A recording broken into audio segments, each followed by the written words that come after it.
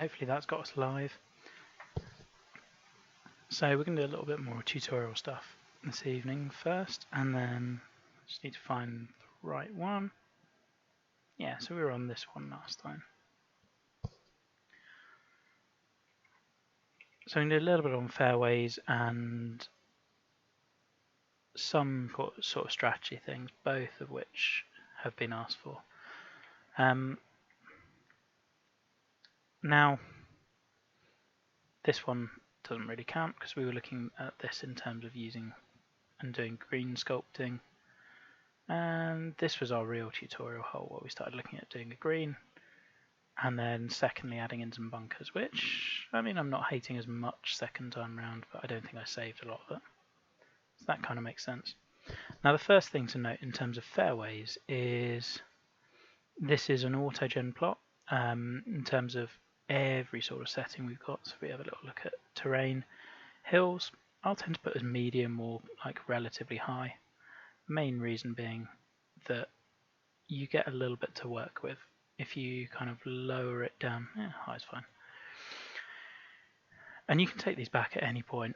So if we take it down to flat, I mean, we're in Highlands, so you still get quite a few. If we go to medium, you just get a little bit more. For me, having the undulations means that you can see holes a little bit more easily. And we can kind of scout around and find kind of where we might see greens and go from there.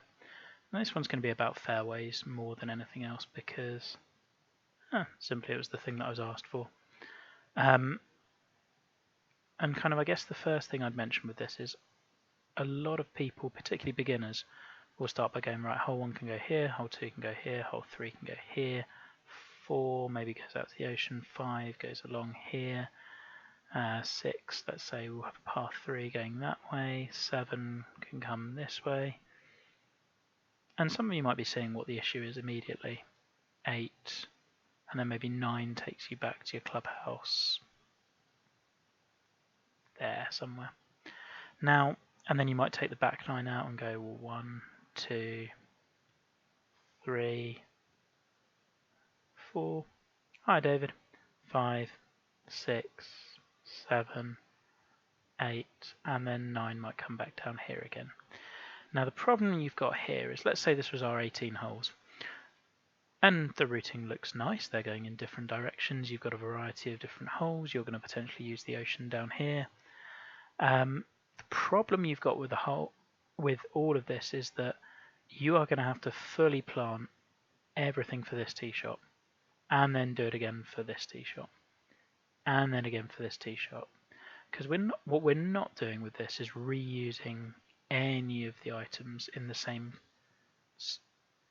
I guess, for the same look.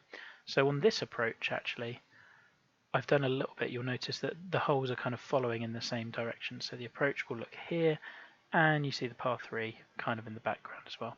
So any planting I do here will also benefit this hole. But it's not particularly tight. Now, particularly for those of you on console, doing it this kind of way will be an absolute killer.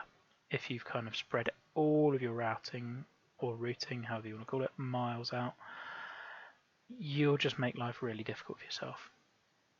Now, if we compare, and we'll do a really quick different routing. Now, once it takes a little bit of getting comfortable, but if you go with a tighter routing, let's say we then took the third tee shot from back here, and you'll see our landing zone is going to be down here, and then maybe we come up this way. Well, immediately, we're going to be planting 1 and 3 at the same time. Now, then maybe you want to go, someone who's really good at this is Texan. So if you've seen any of Wes's courses, particularly Overbrook Valley, was the really good one for this.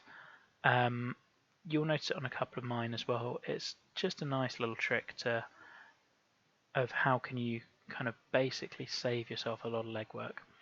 So here again, well, if we're planting here, we're going to see this fairway. Now you also want to strike a balance between doing this and just zigzagging and going up and down and up and down and up and down. So a little thought on routing, and one of the things that we tend to see really early on is people just seeing all of this plot and going, look at all this space I've got, I'm going to use this and this and this and this and this and this and this. And really, you're just kind of making life much more difficult for yourself before you've even started. But that's not what we're going to deal with today. Today we're going to look at fairways. So I guess the question is, how do we look at fairways? Where do we start? So fairway sculpting was one of the things I've been asked for. And I'm going to show you two little plots. I'll show you first this plot, which is an autogen one. So this will react as you guys will see it. And then I'll show you a red brushed plot, which is a little bit more technical, but allows you to do far more. So if I'm looking at here, I mean, I'm seeing a hole pretty much immediately. Now, you could go in a number of different directions. Some people will look at it as, can you see, and if you see Andre doing his design, you'll see he will often kind of trace out a shape of a hole first. Same with Matt F. Some people will, Pithy.g, particularly good example, will go and find a green site. So like here might be a really nice one, and mark that out, and then try to work out, well, what's the best angle from that. I kind of wondered whether it might happen. No, I'm not dropping frames. It says no. I mean, maybe just refresh. It says I've got nothing. And if we had maybe driver down to here, driver for me, I'll tend to look at 300 as with masters for rollout. Depends how firm you go, but here we're down 47 feet, and that would leave us. Oh, it's going to be less than a wedge. So I think it might be your end, I'm afraid, if you're dropping frames. So if we're going to that green, well, we're looking at a really short 4. So that could be one, or you could look, well, where are other green sites around here? Could maybe have one up here. We could go way up. If that's the case, if we're kind of going up a huge distance, my preference is always to locate the green a little bit further back so that it's not right on. You don't really want to be having the green, say, here, as far as I'm concerned. And if you miss it, you're dropping the ball all the way back down here. It can work for sightlines and things. Hi, Matt, how are we doing? How are we doing with frames? Nope, we're still good. And that one kind of leaves us a 7 iron in here. So we're going to look at this a little bit. Now the other thing I'm now concerned about is, are we going to be hitting over this green a little bit too much? Well, if you took Tiger Line, maybe, maybe not. And that would be taking us up. Still 177. So yeah. Now, as a whole idea, that's one option.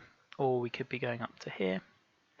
I mean, the terrain we've got is really hilly, so we're going to have to smooth some of that out. And obviously I haven't done anything with this green because that would not be happening. We wouldn't be dropping down here. But the idea is purely just to talk through kind of where we might start fairways, what we might do with fairway sculpting, those sorts of things.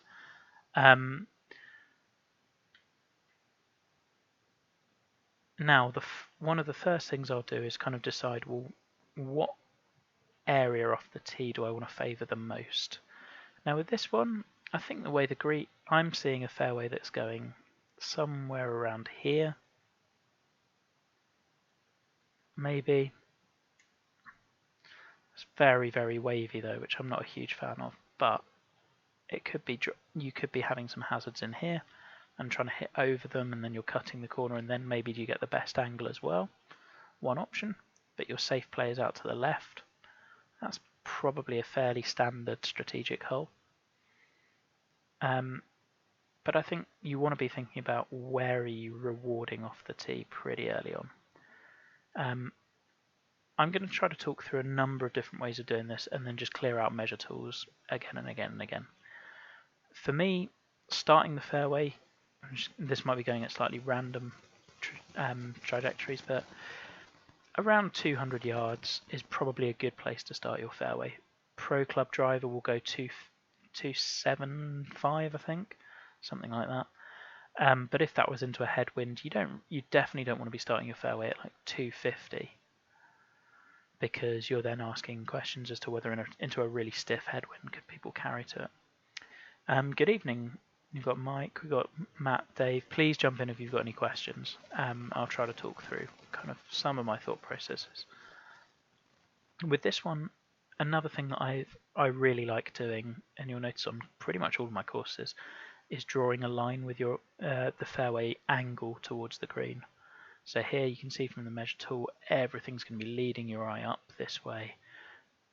And you've then also got, when you do that, this kind of cape hole style fairway, which is not really asking you a question as in can you carry to here or can you not, but more kind of how brave are you, and having a certain point where you can't reach versus kind of safer point, and the angle gets infinitely better the further you carry. And that's something I started doing a lot more on Cayuma than other courses. So if you're going just purely by eye, you might want to trace around some landforms. For me, you've got a little hill here that maybe could have a bunker. Probably wouldn't be in play.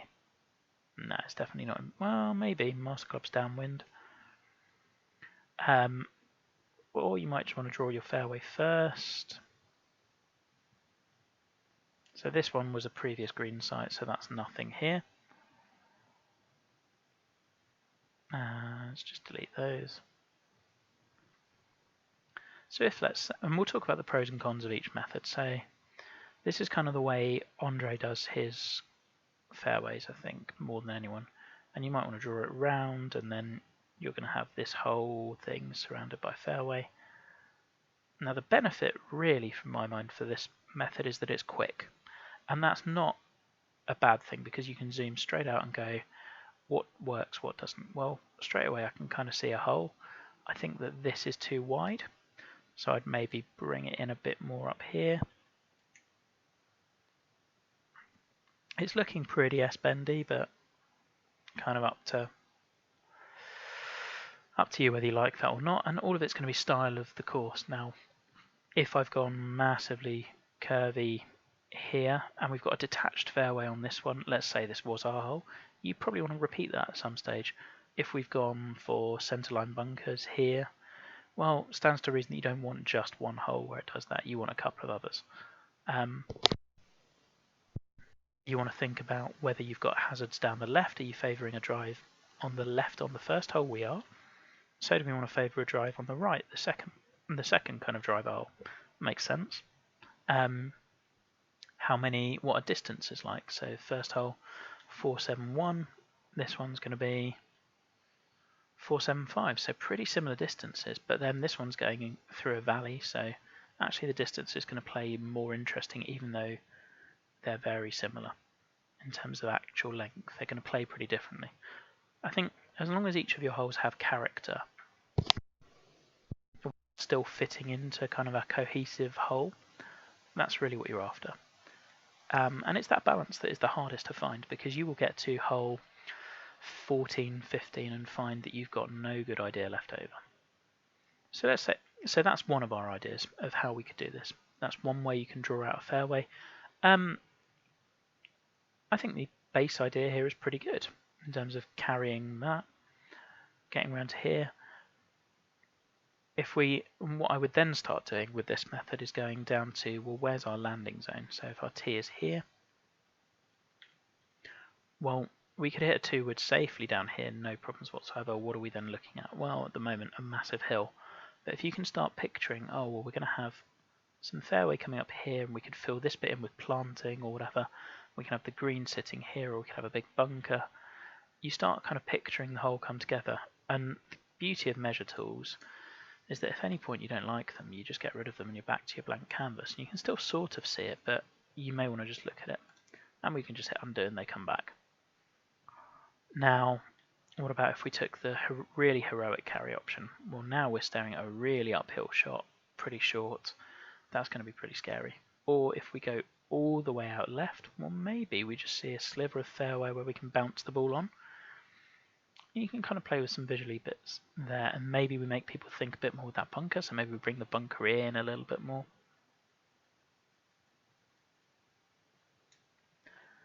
And I guess this brings me to my second thing with fairways,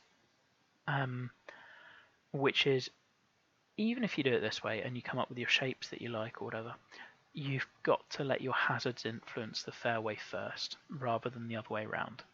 Because if you're going to come up with a super curvy fairway and then put a hazard here because it just fits, or here because it just fits, and not ever adapt the fairway contours to them, the hazards aren't really ever going to be placed particularly well, I would say. Whereas if we do this and then we now look at our distance and go, 305 down 41 feet. Actually, I think that's probably really good. Like, that's going to tempt people to maybe go for a fast, but I can check that when I'm popping the tee shot down. No worries, David. It will be popped up to YouTube, so you can catch whenever. But if, say, I was just putting a, let's say I'd made the fairway go here and I hadn't checked the distances and we're popping a bunker there, well, I mean, driving over it is going to be trivial. So I think one of the things I would always do is I will do if I'm doing it this way, and I mix and match fairway types all the time in terms of how I'm going to do it. Sometimes it'll be because I see kind of a shape of fairway I want and go with that. Sometimes it'll be because I've got the hazards in place first and it's just kind of wherever the hazards aren't. The other thing you might notice with this one is we are basically doing a pretty horizontal hazard in terms of if you're we're essentially doing drive it online or carry or drive it in the bunker. There's a bit more to it than would be, but personally, the thing, let's say this tee shot was coming from this angle. And this might be my least favourite TGC style tee shot, which is that it's a straight on hole. You can see immediately how it's changed this hole. If you look from this perspective, which is probably a good tip if you were... Yeah, punitive versus accommodating is really tricky to do. And you will get there with practice. But this is another good tip, I guess, of what should you do if you're struggling with a hole? Well, let's change the angle and see if that changes something. Or let's go, actually, you know what if the green was up here? And let's look back at it and go, well, what could we do there? Well, how would it change the strategy? Or what if I made the green, what if I made it here and made it a par 5? How does that change what I do? Or what if I drop the green down to here and it's a short par 4? How might that change how you play it? I mean, the what ifs are vital in your early stages. What if we put the tee here? Well, suddenly it's a really, for me, slightly more boring hole, but it could be what you need, because actually the sight line is going to be a lot easier for you to work with from this angle. As is, I kind of like this one. But let's say we've now put a bunker there, and with this one, say we've decided, actually, you know what, driver is going to land here, and we're not really threatening this bunker. Do we want to pinch it a little bit more? And if we do that, the best way to do it is just drag the bunker in a little bit. Don't make the bunker bigger necessarily. We looked at bunkers last time in terms of how to sculpt, etc. And now what we're going to do is just gently bank the fairway around that hazard. So it doesn't look like we're just suddenly pinching it, but in reality that's kind of what's happened.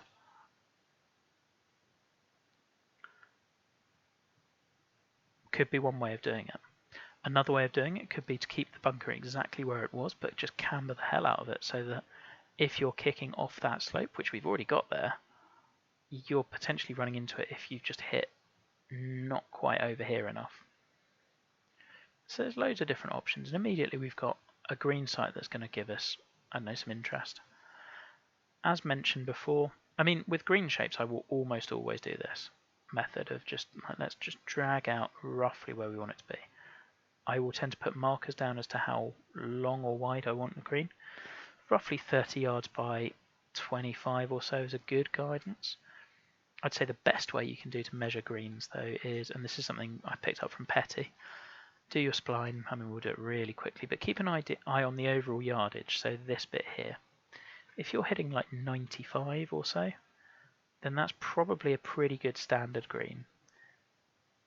And we'll see how this one works out. It's looking pretty much on the money. 94.3. And that's going to be, say, our green.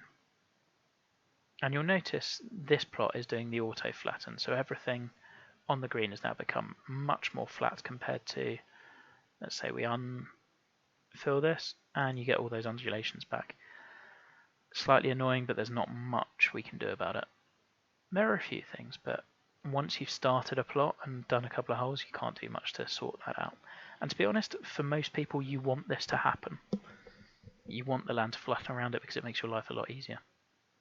So now I might have popped my green shape down, and you'll notice I still haven't laid the fairway spline yet, or the shape of it. Because what I want to do is go, well, actually I've decided this is position A1. You're going to carry that bunker, get down here, and you are rewarded with a good view of the green. Now, have I done that? Well, for these pins, maybe I don't like the green shape at all. It's horrible. So we're going to blow it up and try again. But before we do that, have we actually rewarded that shot? I mean, the tricky part is you're going to be carrying that bunker dead on. I don't think I've rewarded that enough. So what I might do now is just go, well, we're going to take out this little lobe on this side of the green. I'm going to make the green go something like this instead.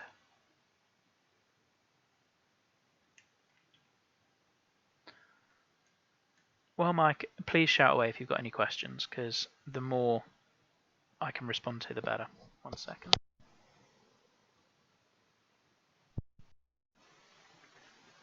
So now what we're basically doing is saying, because of the way the green is angled, you're going to have...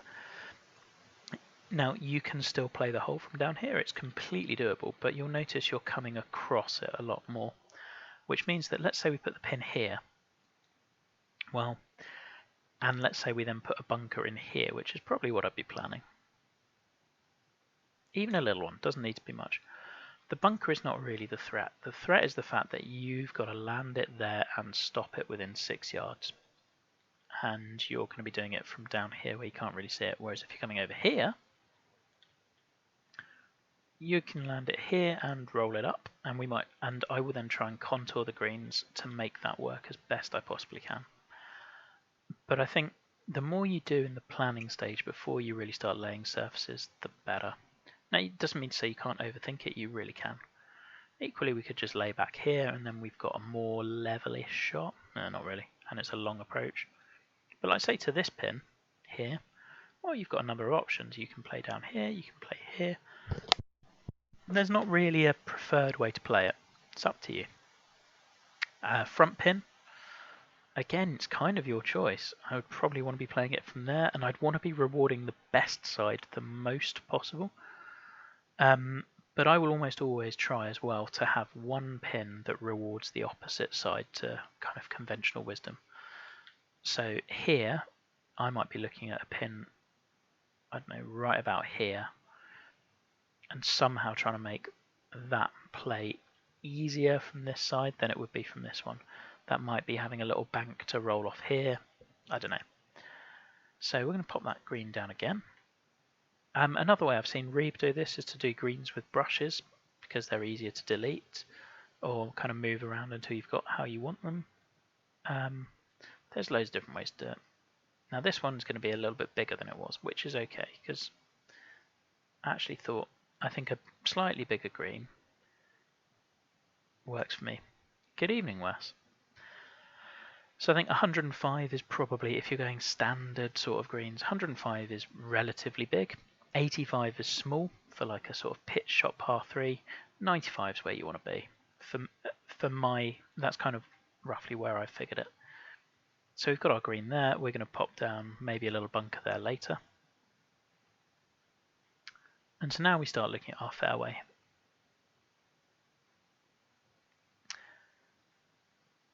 And we'll pop this down.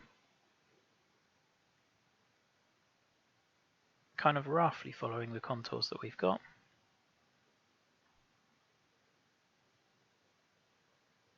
But it doesn't need to be precise. You can move the spline points later.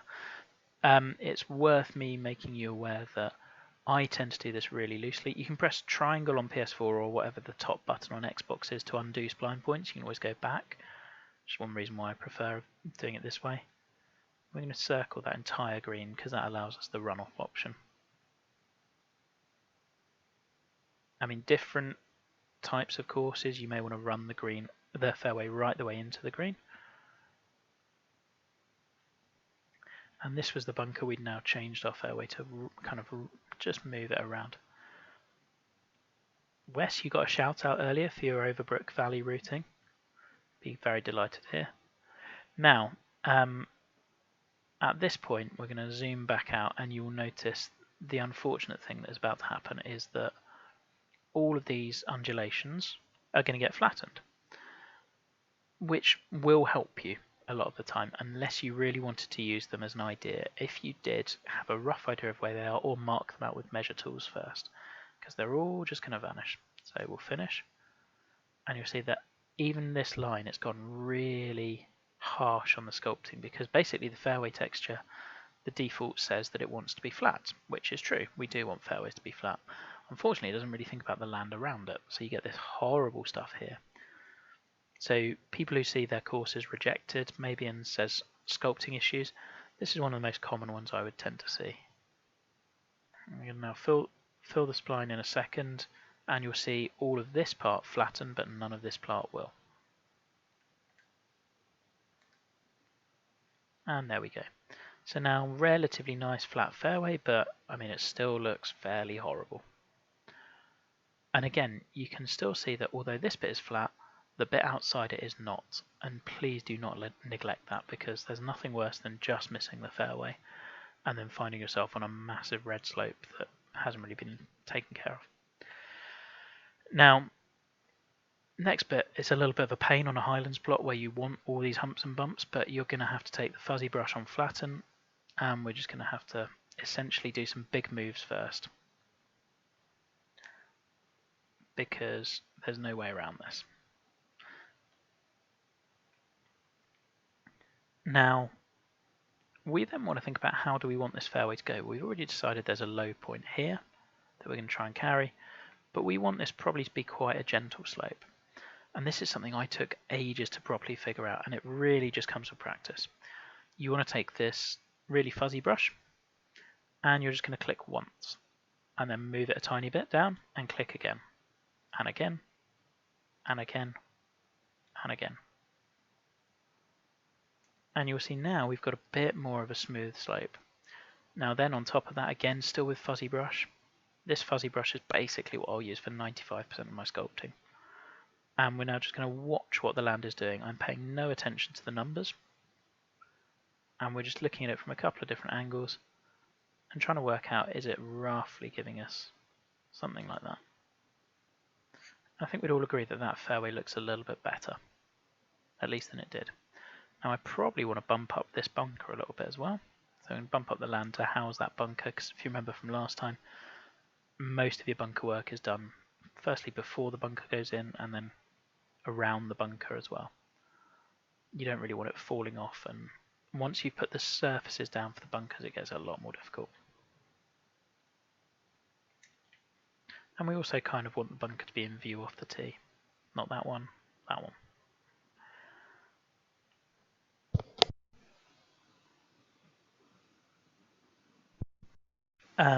Okay, oh, whoops. We've just undone both of those by accident. You get the idea. A lot of this is quite loose and speedy moves, but they're really to give you an idea of how you can use the tools to help you. Now, because we're on a hill, this is going to be really tricky. Because again, we're just basically going to have to do big flatten and come all the way down the hill. And if you notice, the blue fuzzy brush is kind of going... So, in terms of the brushes and what they do, this one, you'll see the fuzzier parts, it affects it gradually. So let's say we take it to a random part of the plot. If we were to flatten, that's basically making everything inside of the circle where it's kind of solid is going to go dead flat, and the fuzziness is going to go gradually less. So if you see, we take it up, everything on the middle, on the inside, is going to be 100% flat. So if we put a green on top of it, there'd be no break whatsoever. And you can see the effects as you go. So we can chink it in, and because it's really sharp edges, you can see that it doesn't render that too well. You can see this sort of scarring of the texture where it's kind of breaking a little bit. Hi, Jamie. Whereas if we go to the next brush, a little bit smoother, but you can see the same height, everything in the middle is still going dead flat. That one, this one I love using for kind of making dunes and things like that, because you can make it bigger, you can move it around, get a rough idea, all of this sort of stuff. This one's great for having kind of moguls and things like that, and just make them work really well. It is brilliant for a couple of other things as well. Now if we go back to our super fuzzy brush, you'll notice that this one, even the very middle, it's not taking it up to. So if you look at just the pure height of where this one goes and where one of the... So that's the actual height of the brush that's being applied to. And then this one is still kind of putting you below that, which means that even when we do it, it's just having a massaging sort of effect. Same is true for this one, although this one goes a little bit higher. I've seen people use this one for green work quite a lot. I don't use it a huge amount, and I stick with this one personally.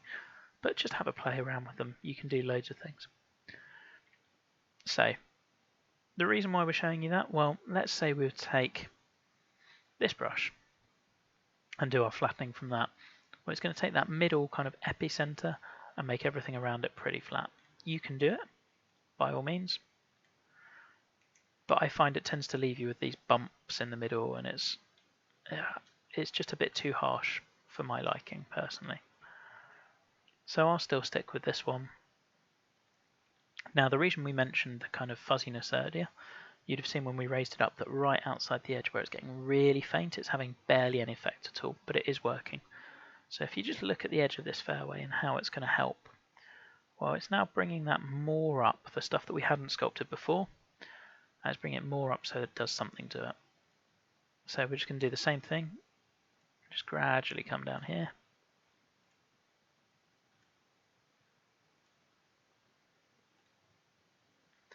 And it's always best if you can to try to sculpt from high to low, because, how to explain why? Essentially it's bringing everything else into line, so if you're going from high to low, you can see that moving really gently and it's becoming more of a consistent gradient. If we go from low to high and go back up the hill, well, it's going to drag everything else down, and it kind of leaves these little bubbles, and you never quite... The other thing is you never quite get to the top as smoothly. It's hard to see, but it's just a general principle that works pretty well. So we've now got this fairway that looks something like that, and it's not looking great. We're going to pin the lighting round because, hey, that always helps. Also worth noting that the lighting, if you go dead into the sun, can be way too harsh. So we'll go a happy medium, somewhere around here. Right. Now, other things that I get asked, or not necessarily asked, but one of the things that was most useful, I think, for me to learn, this was a tip from Eric, so Victory Lane Sports, was how to add camber to fairways. And I think this is one of the best tips you can do. It certainly helped me loads in terms of just making greens and fairways more interesting. So you take this brush, which we'd said takes that epicenter in the middle, and then everything else is getting gradually less affected by it and how you're applying it. And we can take it off the side of the fairway and just dump it down, maybe. And you can't really see it, but it's affecting this side more than this side. Yeah, Overbrook's a rubbish course, I wouldn't worry about it. Now maybe we want to be, I don't know, I think for me, I want to be seeing this side up slightly more. And you notice even, like, it looks like we're raising this 17 feet giant, but it's not. I mean, all the land's kind of flowing pretty sensibly. And you can see that's just given us this camber. Now that's probably too much, so we'll undo, we'll go again. Let's go to maybe 10 feet or 8 feet and we'll kind of pop it in about there. You might then decide to do the same on the other side.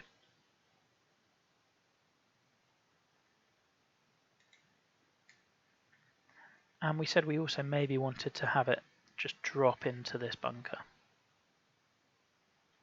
Wes knows my thoughts on Overbrook. He knows I love it. Now, obviously that's messing with our bunker sculpting, so then we're going to raise it up a little bit again, just on this bit.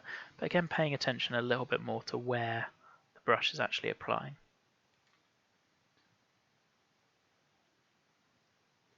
Oh my goodness, it's been so long since I worked with an actual autogen plot. In terms of what else you can do, to add the little moguls and things, if you're doing a link style course, this would not be the way I'd do it, really. But again, adding little bumps and humps and things, well, we still want this to lower down a little bit. I guess my number one piece of advice is always going to be just play around with the brushes, see how they're interacting, how they're affecting play. If you're unsure, quit without saving. But like, just have a look at how it's working and how it's interacting. I've got an idea that I want it to be sloping this way. This part of the fairway runs into the bunker. Beyond that, I've got no idea. And we're kind of getting there. Now I might also decide that actually, you know what, I want this to be even lower at the bottom. Well, we can dump it down. Rule of thumb for pinching fairway, always at sweet spot of a driver or slightly before or after. Let's hold that thought because we'll skip over to a different course in a minute and I'll show you some kind of how that might be working. In essence, making fairway sculpting work was the question, I guess, that I got. If you want a flat parkline course, this is the way to do it. Fuzzy brush, flatten. If you want a link style course, you are really up against it if you're doing it this way, because you are going to have to put all of those humps and bumps in on your own. It's really difficult to see actually how the land is interacting without the spline covering it, or rather with the texture down. Who are we tutoring? I believe this was a question from Less Than Bread and one other. Maybe I could tell. Oh no, Riotous. Yeah. Both of whom were guys in the rookie contest who, I mean, Bread unfortunately had to pull out way in advance because his courses are really nice. Of course, you'll know those guys well. So yeah, this is one way of doing it. I think the answer is really with fairway sculpting, certainly this way. I mean, partly we're doing it on a links plot, so it's going to be really difficult to work at, but really just see what the brushes are doing, work on it that way. I mean, let's have a little look at the green and you'll get a rough idea of how I might do it. So the green I might try and bump up a little bit. Usually 2 feet is a good rule of thumb, which is completely stolen from Andre.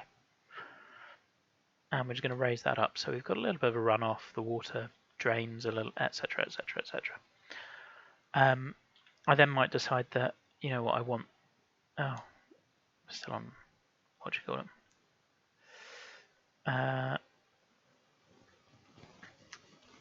I might decide that I want this bit to be lower because that would make sense, you're coming up the hill. But again, just kind of look at what's happening to the land, play test a lot, particularly if you're one of the guys in the CC comp. Playtesting is vital, and remember that competition is just about really finding the sweet spot between being interesting and not difficult. But again, it's kind of hard to see all of this because unless the lighting is dead into you, it gets really tough to tell with some of these fairway textures, and you can see we've not done that much. Adding interesting contours, I would probably go for this brush is an interesting one, and only raise it a tiny bit. And you might want to do big moves, might want to do little moves, as in with the brush being big. With this one I wouldn't go more than like 2 feet or so maximum. And I might make it even giant and then make some moves from that. Now we're covering our previous green, but I just don't care. This course has never seen the light of day.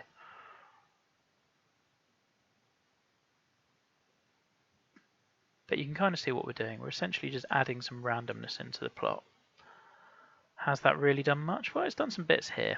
Now once we've got those, I would then basically go around and accentuate them and try to make the slopes make a bit of sense. So this one, this shoulder for example, well, again, just looking at the contours and trying to make them all fit in with one another. So it would seem to me from that shoulder that, hey, there's going to have been a hill here. So what we're going to do is we'll build up that hill. And that's all kind of coming into play because there was that one little ruffle of land. And suddenly this is looking a little bit more linksy. Then I might decide, well, actually, I want to dump this bit down even further. I probably then end up moving that fairway a bit more. Don't like that, so we're going to undo it. Other brushes you can use are, I think this one's quite a nice one. Again, make it relatively large, 2 feet or so. And the other way of doing it is this is the kind of the Jeremy method, which is just hold and apply and spin around. So I'm holding X on PS4, that is. I guess it's A on Xbox. Now that looks pretty horrible, but it gives you some randomness. So I'll undo that, and maybe we'll go to just 10 inches or so. We're going to spin it around. PS4 controllers are great for this because you can spin and apply. And we're just going to zoom around a little bit and put some random stuff in. And you can see how it's just gently added those undulations in.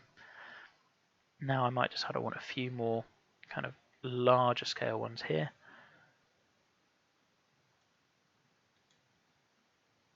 And suddenly you're starting to get that slightly more ruffled texture that you wanted. We might try. Also, it's good to just dump the land down occasionally as well. Other ways I've tried to do this, I mean, just really experiment with different brushes. I've done it with this one before, which is normally used for coastline, but I've done it by kind of doing that sort of thing. And you can get some cool little gullies and things that way. But immediately now we're starting to see a hole that's looking much more like what we want it to be. From there, I would still suggest you go to flattening, and then just let's bump this up a little bit. Good evening, Dwayne.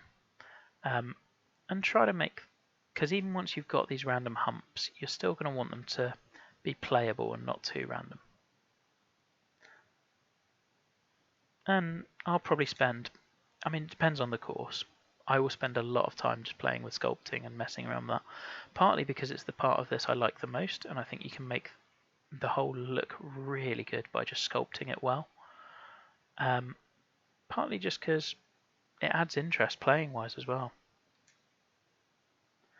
So that's how I might do it with this one. In terms of other ideas of how to actually draw your fairway in the first place, I've seen people do, and I've done this with kind of a parkland course where I was trying with tighter fairways. Let's say our hole was going over this way. Now you might decide, and Mike, this kind of comes back to your question earlier. Well, let's go to driver distance. So we're going to put a couple of markers down. So 285 is our driver landing zone. Then probably 300 is maybe where we're rolling out to with no wind, and maybe a little bit longer if we've got tailwind. So what I'd want you to do is think about, well, hazards wise, that gives you a huge variety.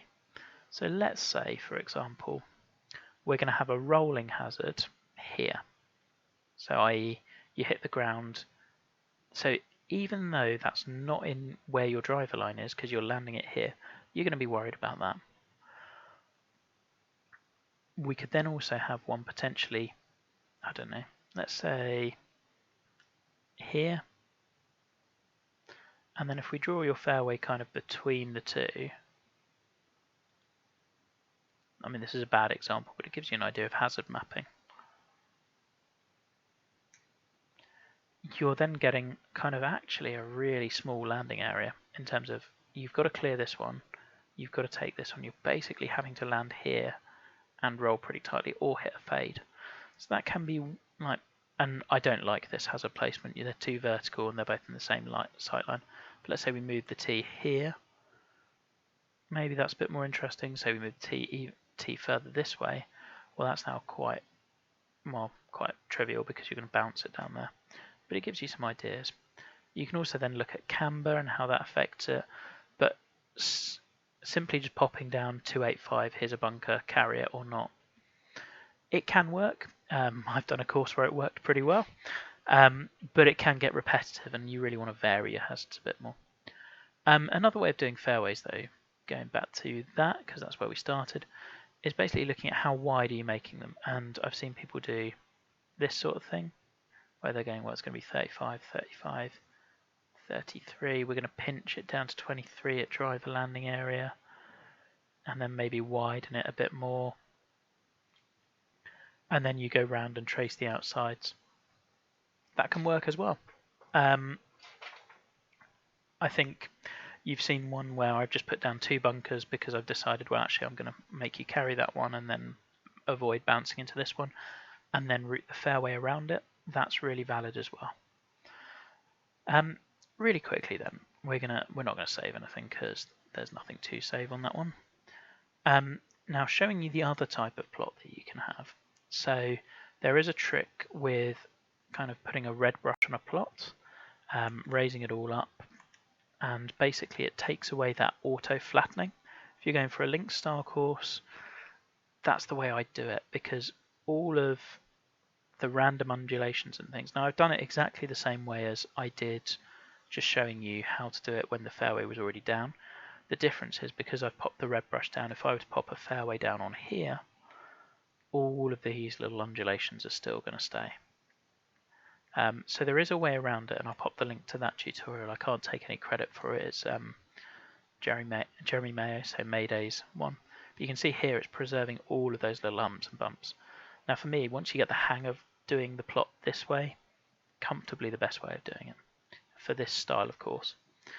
So this is my course for the upcoming major design contest.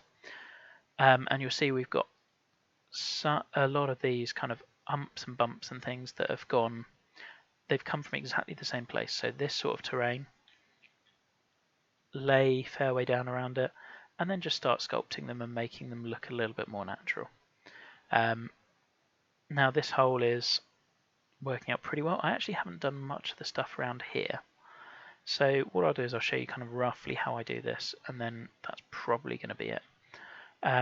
In terms of this, I'll carry on streaming after this, but just wrapping up the tutorial. In terms of hazard placement, Mike, with this one, your bunker is at around 300, so this one's more a rolling hazard.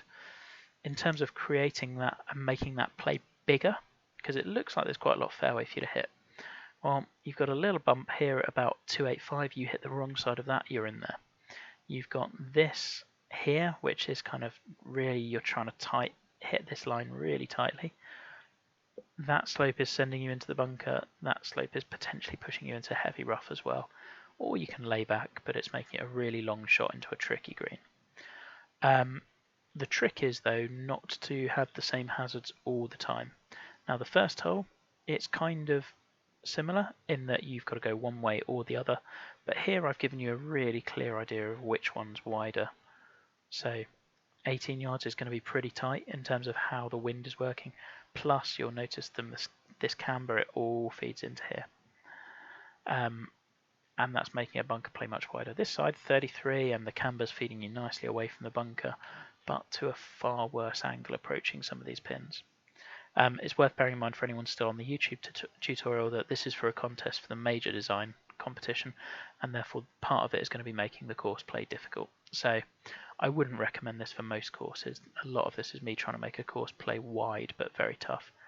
Now the second hole is going to be one where I'm ripping this one up, at least for the tee shot, because I think that's too similar to the first. There's that little bunker in the middle, choose a side, etc. So what I'm actually probably going to do with this one is make this hazard a bit more diagonal and have a split fairway. So you've still got a bit of a choice. I'm not totally sure exactly how I'm going to do that yet, but I think that makes me a little bit happier with how the hole plays in terms of variety and whether you carry it or not. So those two, and you'll notice the tee shot itself is fine. There's nothing wrong with it. I just want it to play more differently to one than it currently is. And we're doing well with no dropped frames for the moment. The third hole, again, hazards-wise, well, this bunker's not really in play. You can hit it in there, but you have to be aiming in a really bad place. The trick with this one's actually going to be your uneven stance. So if you hit a normal tee shot, it's bouncing off there, ending up somewhere up here, and you're hit on a massive kind of draw lie. Or you can play miles over here, but actually you've got a worse angle into quite a few of the pins. It's up to you. This one we'd already gone through that kind of hogs back. 6 is a little bit of a riff on both 4 and 1. I mean, to be honest, you can lay up. The trick is, can you hit that little bit there? Mike, 7 as a hazard. Again, you've got a centerline bunker, but really this one's playing with your distances off the tee. So let's say you're carrying, I don't know, 2 iron, 2 wood, what have you. Well, 2 iron is going 225, a little bit more. You're going to be worried about running off the edge here, particularly if you go too far left of that middle bunker. So you're probably wanting to play it in this little slope and try and funnel it down, but then you're going to be on a side hill lie again. If you're hitting 2 wood, well, you're going over there, but you're going straight in the water. If you're playing out to here, well, you've got a couple of really uncomfortable lies, and you've not got a great angle. you can bomb driver, because this is totally carryable, but what you're leaving yourself with is a pitch shot to a green that is really tiny, width-wise, at least down here. For this pin, it's a good option. And pitch shots are notoriously trickier to stop where you land them rather than the full shot. So this one just gives you a load of different options. And I mean, there's all of this space here that you could use, and you're not going to have a really long shot in, but very few people are going to take it. Alternatively, you could be trying to hit a really fast, and you can carry down to here. With wind behind, you can pretty much drive the green, actually. So I think that's a good example of kind of melding a lot of different things into one. And then, what was 9? So again, in terms of hazards, 9 is playing a bit more with the subtleties of this. If you're hitting a straight drive, you are in the bunker. Fast downwind, and you can clear that. You can hit this way, but there's camber, and it's pushing you this way. And in actual fact, whilst it's safe enough, you're leaving yourself no angle to attack a really horrible green. Your best tee shot is trying to hit a draw with a driver and get up to here, which leaves you a long approach, but it's opening up the green. This one's just tough. There are some holes which are going to be tricky driving holes, but I'm quite proud of that in the sense that it's tough, but the fairway is still pretty wide, and yet it's going to be relatively hard to hold where you want it to be. And certainly in this area, I mean, no one's hitting out to there, but it's a really wide fairway. But I mean, I'm well aware that I'm using some things philosophically in exactly the same way as I tend to do. So centerline bunkers are something that I really like, and I will continue to use them again and again and again. But the trick is whether people can notice where they should be going, when they should be going one way or another. So this one, it's very much a rolling hazard, which I've tried to use it a bit more on this course, because actually the very best guys, they can hit fast. You've got to put it where that's going to be still challenging regardless, and you've got to think about wind and all of those things. But you could be putting it down here, which opens up the green a bit more, or you can be playing slightly more safe and out to there. In terms of a carry hazard, you've got a straightforward, can you hit it over one on here, which is your best line is right the way down here. It's how aggressive do you want to be, and if you do, are you kind of running into that Westco Ben a bit more? So really you can end up pretty much there with a standard fast, which is taking you to there and gives you the best option into the green, or we can pop it all the way out here but have a slightly worse angle in. And I hope you're seeing there is, even though there's a common theme, centerline bunkers, waist bunkers, water, camber, it's being used a little bit differently on each. This one's kind of similar to 7 in that you've got lots of options and very few of them are good. You can play really safe down here. You want to be as far left as possible to open up the green, particularly for that pin, which is kicking you all the way over. But in order to do that, you're probably playing 2-wood. It's got to be over there, rolling it down. If you're going too far left, you're rolling off. So you're really trying to hit that little tongue in there because of how hard the fairway cambers down towards the water. All of those sorts of things. You can bail safe and out there, but you've got 1-4-5, kind of a 9-iron or a full pitching wedge into that. There's lots you can do. So yeah, I think that's my take on hazards and things. And a bit on strategy. I guess the thing with strategy is always any hole can be strategic. The trick is reusing the same ideas in a different way so that it doesn't feel like you're playing the same hole. Now that might be green angles, green hazards, fairway hazards, whatever it might be. But equally sticking true to a core philosophy, because nobody wants a course that alternates between fairway bunkers in the middle to suddenly lined all the way down one side to suddenly going to church pew bunkers to suddenly going to no bunkers to suddenly going to tiny skinny fairways to suddenly going to massively wide. Whatever you're doing, try to be consistent with it. So I'm going to cut the YouTube version of this now, and then I'm going to carry on and pop some music on and do the rest of this on Twitch. So any of those that were useful, hopefully we got something, but if not, it's enjoyable, and hopefully it kind of allowed me to talk through a little bit of what I'm thinking about. Anyway, those of you on Twitch, I'll be back in just 1 minute.